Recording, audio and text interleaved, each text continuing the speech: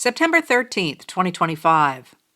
President Donald J. Trump has been trying to remove Federal Reserve Governor Lisa Cook from the Board of Governors, alleging she lied on a mortgage application by claiming 2 homes as primary residences, which could garner a lower interest rate.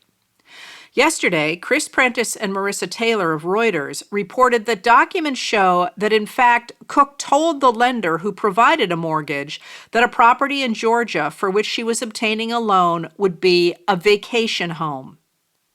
It appears the documents that Director of the Federal Housing Finance Agency, Bill Pulte, used to accuse her of mortgage fraud were standardized forms that her personal application, specifying the house was a second home, overrode.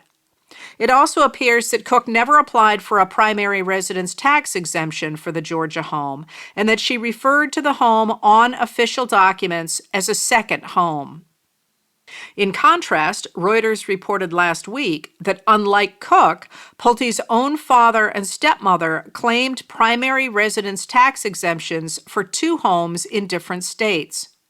When that news broke, one of the towns in which they reside removed their primary residence exemption and charged them for back taxes.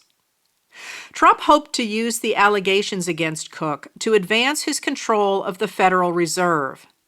Now, the revelation that those allegations appear to be false highlights the degree to which this administration is attempting to achieve control of the country by pushing a false narrative and getting what its officers want before reality catches up.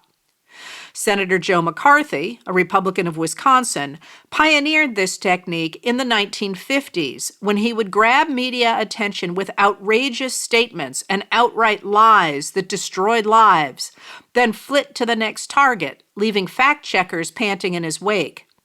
By the time they proved he was lying, the news cycle had leaped far ahead, and the corrections got nowhere near the attention the lies had. While McCarthy eventually went down in disgrace, the right wing adopted his techniques of controlling politics by creating a narrative. Spin turned into a narrative that denigrated opponents as anti-American, and then into the attempt to construct a fictional world that they could make real so long as they could convince voters to believe in it. In 2004, a senior advisor to President George W. Bush told journalist Ron Suskind that people like him, Suskind, lived in the reality-based community. They believed people could find solutions based on their observations and careful study of discernible reality. But, the aide continued, such a worldview was obsolete.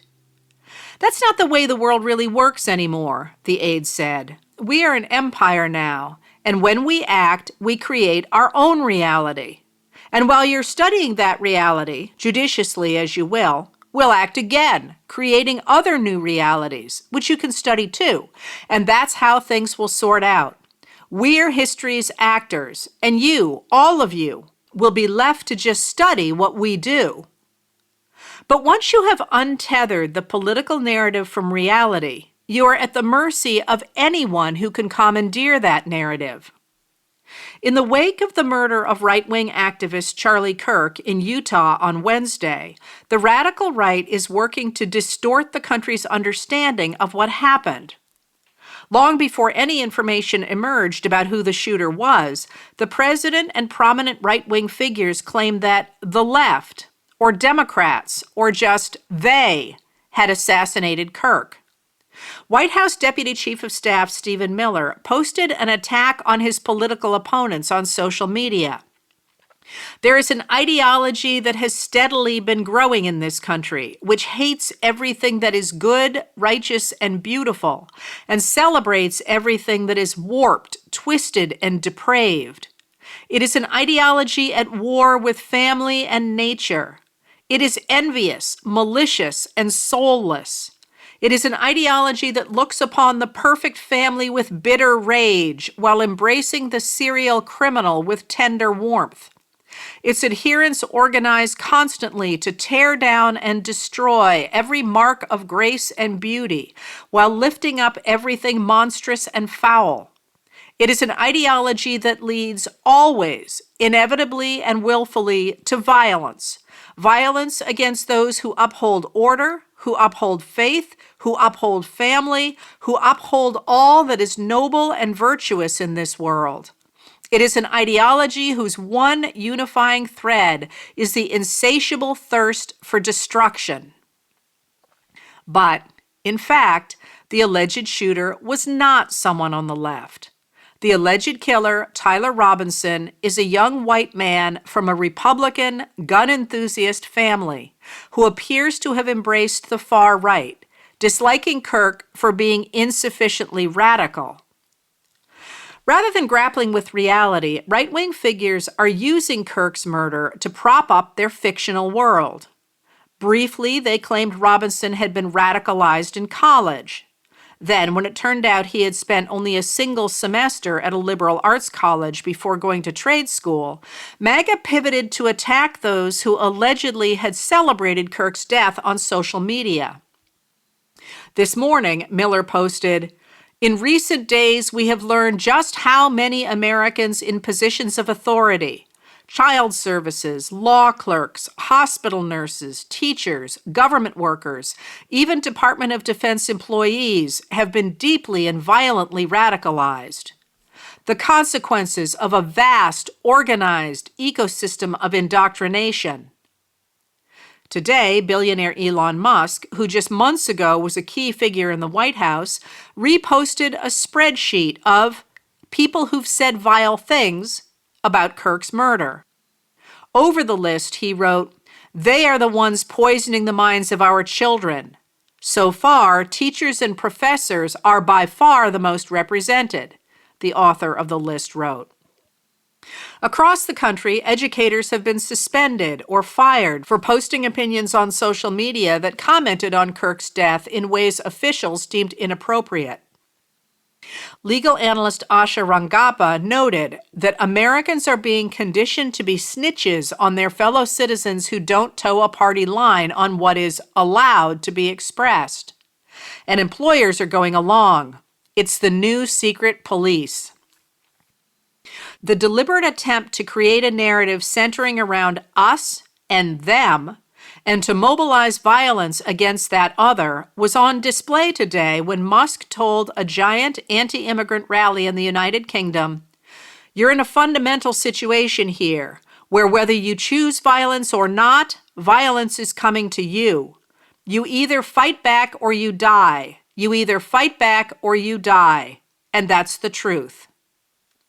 Of course, that is not the truth. It is a classic case of dividing the world into friends and enemies, a tactic suggested by Nazi political theorist Carl Schmitt, and inciting violence against newly identified enemies by claiming it is imperative to preempt them from using violence against your friends. Miller has vowed to use the power of the government not against the far right, where the violence that killed Kirk appears to have originated, but against MAGA's political enemies. Flipping victims and offenders, he called his political opponents domestic terrorists and warned, "The power of law enforcement under President Trump's leadership will be used to find you, will be used to take away your money, take away your power, and, if you've broken the law, to take away your freedom." Where that kind of rhetoric takes a society showed on the Fox News channel's Fox and Friends Wednesday, when host Brian Kilmeade suggested the way to address homelessness was through involuntary lethal injection or something. Just kill them.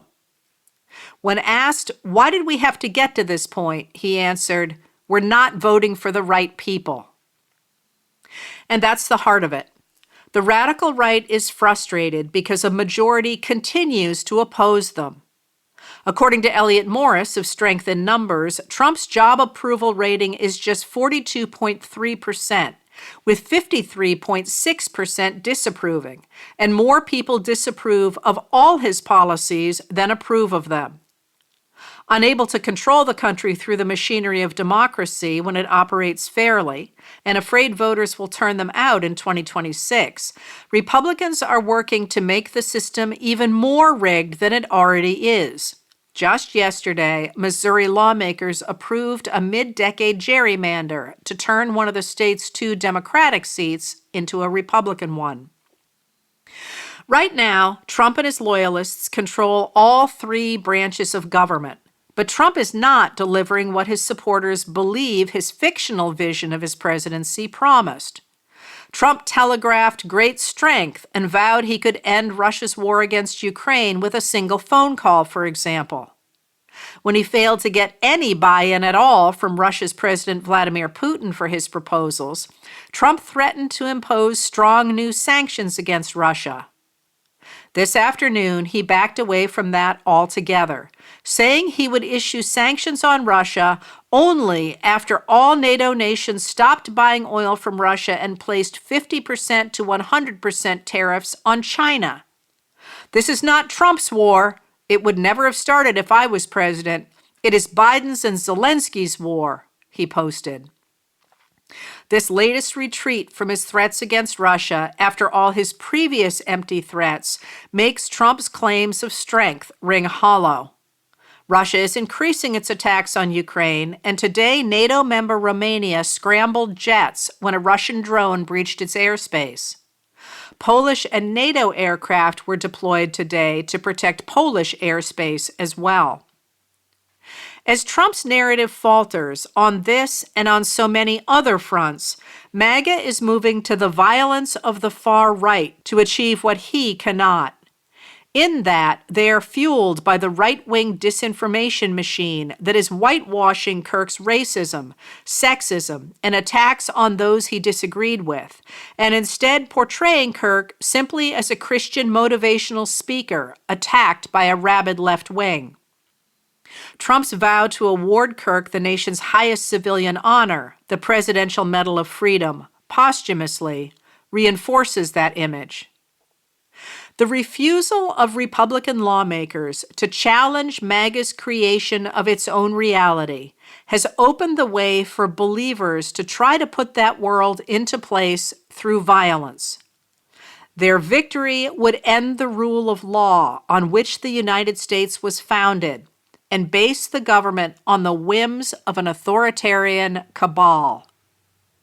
It would make the United States a country in which people who stand in the way of the regime, people like Lisa Cook, would be at the mercy of hostile officials who allege they are committing crimes in order to get rid of them. Letters from an American was written and read by Heather Cox Richardson. It was produced at Soundscape Productions, Dedham, Massachusetts. Recorded with music composed by Michael Moss.